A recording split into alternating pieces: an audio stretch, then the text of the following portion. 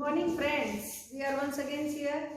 અહીં આપણે આગળ જોઈ ગયા કોન્ટ્રાસ્ટ, કન્ડિશન, રિમૂવ ટુ એટલે કે રિઝલ્ટ પણ આપણે જોઈ ગયા, ડિગ્રી ઓફ કમ્પેરિઝન એનો પણ આપણે આગળ જોઈ લીધું. હવે આજે આપણે શીખવાનું છે નવું એક ફંક્શન, બહુ જ ઇન્ટરેસ્ટિંગ છે, જે તમે એ ધોરણ 9 અને 10 માં તો નથી શીખ્યા, પરંતુ હાયર સેકન્ડરીમાં ખાસ આ આવે છે. ખાસ આ એક્ઝામની અંદર તમારે 1 મેથ્સમાં મિનિમમ તમારે પૂછાય છે, 100% પૂછાય એવું આ એક ફંક્શન છે અને એ ફંક્શનનું નામ છે પર્પઝ.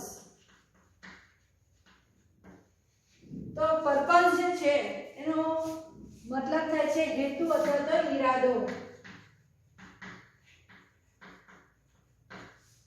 પર્પઝનો હેતુ અથવા તો ઈરાદો મતલબ થાય છે, એનો અર્થ એમ થાય છે કે કોઈ પણ જે ક્રિયા દર્શાવતું હોય તો એ ક્રિયા કયા હેતુથી કરવામાં આવે છે, એનો ઈરાદો કયો છે એ દર્શાવવાના જે બે સેન્ટેન્સ હોય છે, તો એ બે સેન્ટેન્સને જોડવા માટે, કન્ડક્ટ કરવા માટે તમારે આ જે પર્પઝ જે છે એ ફંક્શનનો ઉપયોગ કરવામાં આવે છે.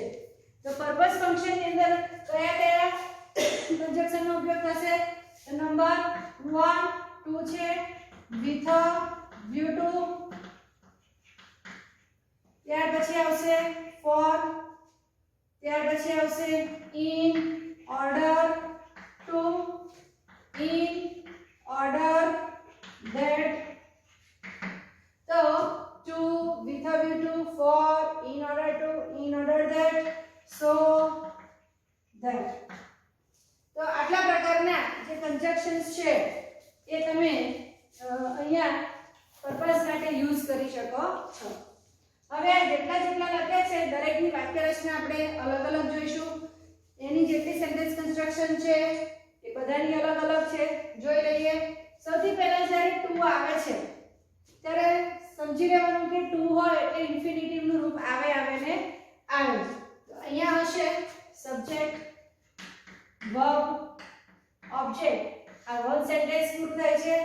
ત્યાર પછી તમારે આવશે કન્જક્શન ટુ. ટુ આવે એટલે તરત જ પછી વર્બ આવશે અને ઓબ્જેક્ટ. આમ બીજું સેન્ટેન્સ છે પૂરું થશે. અહીંયા વિધાઉટ ટુ ની અંદર આપણે જોઈએ સબ્જેક્ટ છે, વર્બ છે, ઓબ્જેક્ટ છે. આ એક સેન્ટેન્સ પૂરું થાય છે. ત્યાર પછી with a view to આ કન્જક્શન તમારે આવે છે. હવે અહીંયા સામાન્ય રીતે કોઈ પણ ટોપિક તમે લો તો એની અંદર જો ઇન્ફિનિટિવ ટુ આપેલું હોય તો એની પાછળ હંમેશ માટે એ ક્રિયાપદનું મૂળ રૂપ જ આવે છે. પરંતુ ગ્રામરની અંદર એક્સેપ્શનલ આ એક જ કન્જક્શન એવું છે, આ એક જ વર્બ એવું છે, ફ્રેઝ કે જેની પાછળ ક્રિયાપદનું ing મૂકવામાં આવે છે. શું મૂકવામાં આવે છે? ing મૂકવા. ખાસ યાદ રાખજો, આ વધારે મેક્સિમમ તમને બોર્ડની એક્ઝામમાં પૂછાશે, એટલે ખાસ યાદ રાખજો વિધાઉટ યુ ટુ ની પછી હંમેશા એ ક્રિયાપદની ing નું જ રૂપ મૂકવાનું રહેશે. ત્રીજું જોઈએ આપણે for. તો એમાં પણ એવું છે સબ્જેક્ટ, વર્બ, ઓબ્જેક્ટ, ત્યાર પછી for કન્જક્શન. આની વાક્ય રચના અને વિધાઉટ યુ ટુ ની સરખી છે, કારણ કે for ની તરત જ પછી હોય તો ક્રિયાપદનું ing નું રૂપ મૂકવામાં આવે છે. in order to, ફરી એક વખત once more to છે તો સબ્જેક્ટ, વર્બ, ઓબ્જેક્ટ. ત્યાર પછી આપણે in order to મૂકીશું. હવે આ જે in order to છે કન્જક્શન, અહીંયા ટુ આપેલું છે એટલે ક્રિયાપદનું આવશે મૂળરૂપ અને ઓબ્જેક્ટ. પાછળ અધર વર્ડ્સ હોય તો લખવાના, ન હોય તો નહીં. in order that. now subject, verb, object. ત્યાર પછી આવશે in order that. હવે આ જે in order that છે હંમેશા યાદ રાખો, જ્યારે that કન્જક્શન આવે પાછળ, જેમ ટુ આવે છે તો ઇન્ફિનિટિવ ક્રિયાપદ જે છે મૂળ આવે, તેમ in order that જ્યાં તમને that દેખાય તો એના પછી હંમેશા સબ્જેક્ટ, વર્બ અને ઓબ્જેક્ટ જ આવે છે. Next, so that, same thing here. Here also we have a that, so we can put here so that. After that SVO, subject, verb, object, then so that plus SVO. one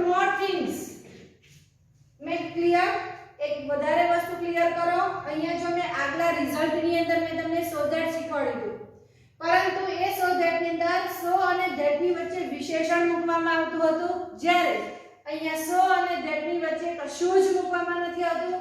direct so that છે જે આપણે purpose માં use કરી શકીએ છીએ. So please make sure that. તો અહીંયા ફરી એક વખત જોઈએ કે જે જે ઇન્ફિનિટિવ હશે તે ક્રિયાપદનું મૂળ રૂપ, બટ એક્સેપ્શનલ પાર્ટ એક જ જે છે વિથઆઉટ યુ ટુ કે જેની અંદર ing નું ફોર્મ આપણે મૂકીએ છીએ. બાકી જ્યાં જ્યાં તમને વર્બ જ્યાં ટુ દેખાતું હશે ત્યાં તમારે વર્બ હશે, જ્યાં ધેટ દેખાતું હશે તો તરત જ પછી તમારે સબ્જેક્ટ મૂકવો જરૂરી છે. બે સબ્જેક્ટ ને ધેટ મીન્સ કે બે સેન્ટેન્સ ને એક કન્જક્શન જોઈન્ટ કરે છે. તો આ રીતે એની સેન્ટેન્સ કન્સ્ટ્રક્શન છે એ તમારે ખાસ યાદ રાખવાની છે. હવે એના એક્ઝામ્પલ્સ આપણે જોઈએ કે કેવી રીતે એને એક્ઝામ્પલમાં આપણે યુઝ કરી શકાય છે.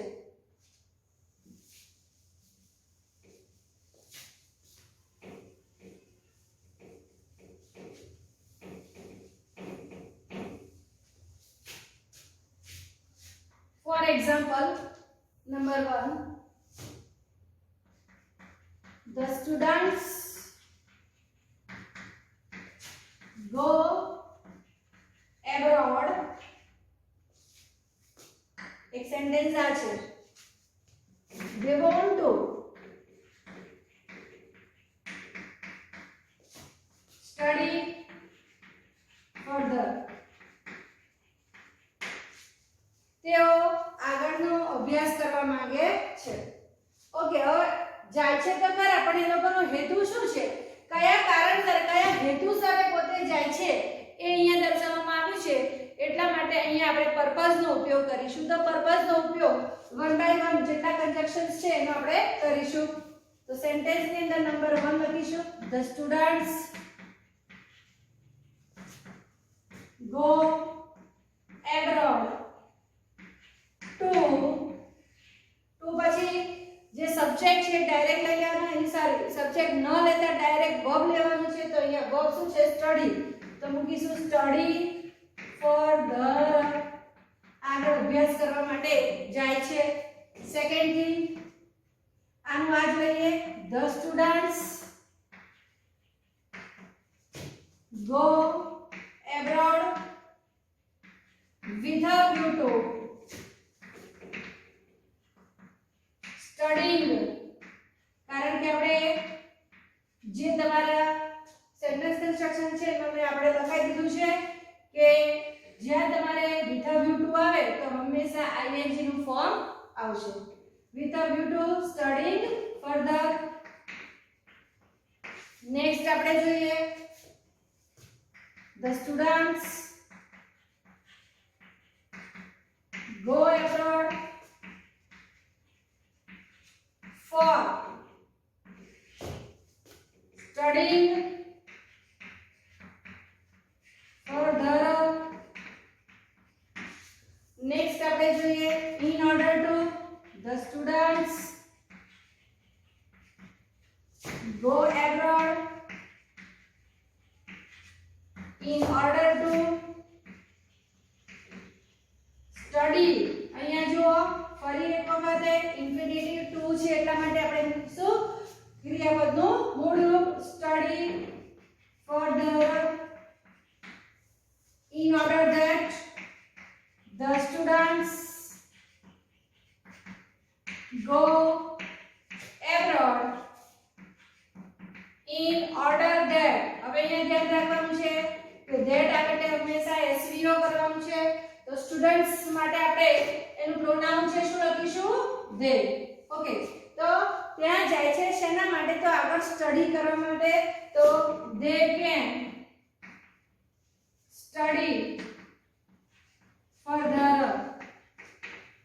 ફૂલ સેન્ટેન્સમાં તમારે એ લખવાનું રહેશે. Same thing here, the students go abroad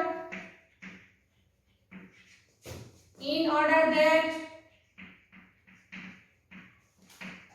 હવે આની આ જ વસ્તુ નીચે પણ sorry in order so that આવશે, sorry so that they can study further.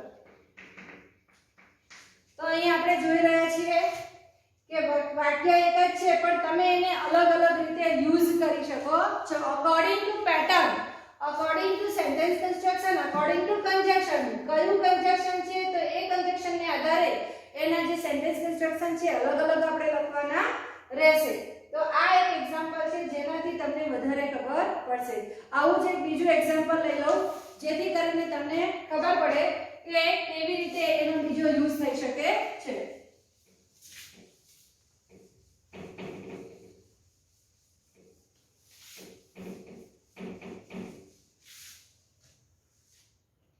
My mother went to market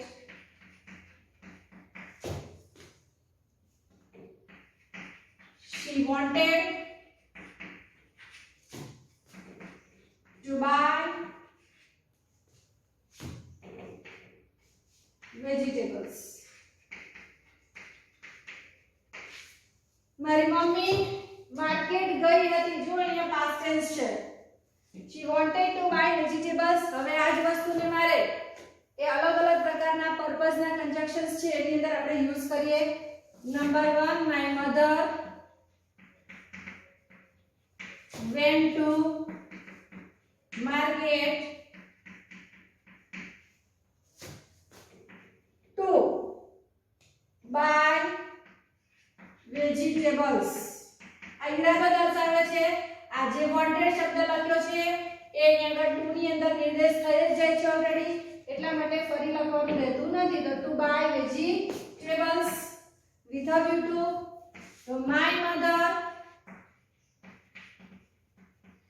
went to market with a view to buying. અહીંયા શું આવશે? ing નું ફોર્મ આવશે. એટલે ખાસ ધ્યાન રાખવાનું છે કે with a view to એક જ એવું છે એક્સેપ્શનલ કે જેમાં ing લગાડવામાં આવે છે. My mother went to market for buying vegetables.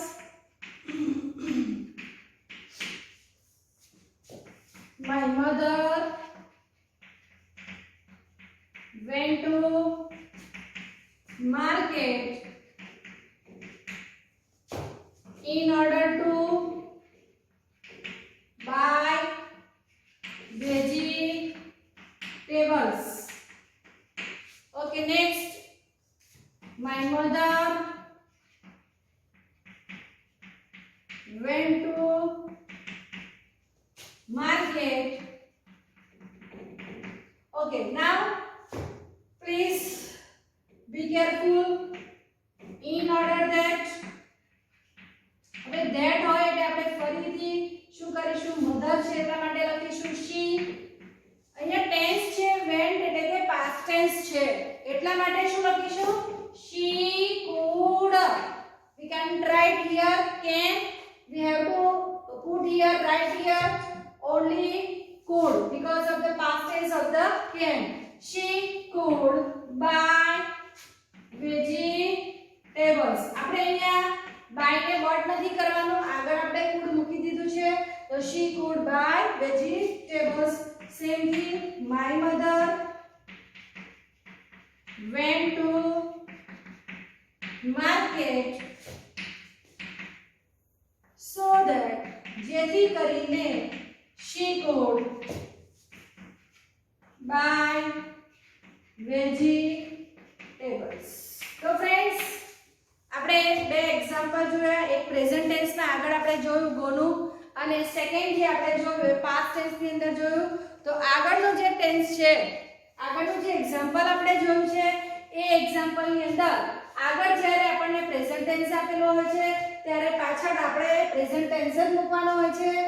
જો આપણને આગળના સેન્ટેન્સમાં પાસ્ટ ટેન્સ આપે છે તો પાછળનો જે સેન્ટેન્સ છે એની અંદર આપણે પાસ્ટ ટેન્સ મૂકવું જરૂરી છે. સામાન્ય રીતે તમને two, with a view to, in order to, for આ બધામાં કોઈ તકલીફ પડશે નહીં. તમને જ્યારે તકલીફ પડશે ક્યારે પડશે? આ in order that અને so that જ્યારે બનાવવાનું આવશે, અધરવાઇઝ આ એઝ ઇટ ઇઝ જ તમારે મૂકવાનું રહેશે. તો ફરી એક વખત રિવાઇન્ડ કરી લઈએ. એની વાક્ય રચના ટૂંકમાં આપણે જોઈ લઈએ કે જ્યારે કોઈ કન્જક્શન્સ હોય છે ત્યારે એના માટે કેવા પ્રકારના વર્બ મૂકવામાં આવે છે. દાખલા તરીકે સપોઝ ટુ આપેલું હોય તો હંમેશા ક્રિયાપદનું મૂળ રૂપ જ આવશે. ત્યાર પછી ઇન ઓર્ડર ટુ હશે તો પણ ક્રિયાપદનું મૂળ રૂપ જ આવશે. ત્રીજું તમારે ફોર આપેલું હશે તો ક્રિયાપદનું ing નું ફોર્મ આવશે. વિથઆઉટ ટુ હશે તો તમારે ing નું ફોર્મ હશે. ઇન ઓર્ડર ધેટ હશે તો તમારે સબ્જેક્ટ વર્બ અને ઓબ્જેક્ટ હશે. સો ધેટ હશે તો પણ તમારે subject plus verb plus object. તો આ શોર્ટ ની અંદર આટલી વસ્તુ તમે ખાસ યાદ રાખશો તો તમને કોઈ પ્રોબ્લેમ થશે નહીં. ટુ ને in order to, verb four અને without to, ing in order that અને સો ધેટ માં શું મૂકીશું આપણે? સબ્જેક્ટ વર્બ અને ઓબ્જેક્ટ. તો ફ્રેન્ડ્સ આજે આપણે પર્પઝ ની અંદર 6 કન્જક્શન્સ શીખ્યા છીએ અને આ 6 કન્જક્શન્સ માંથી મિનિમમ 1 થી 2 માર્ક્સ નું તમારે એ એક્ઝામ ની અંદર પૂછાતું હોય છે. નેક્સ્ટ વિડિયો ની અંદર નવા ટોપિક સાથે મળીશું. C you soon. Thank you.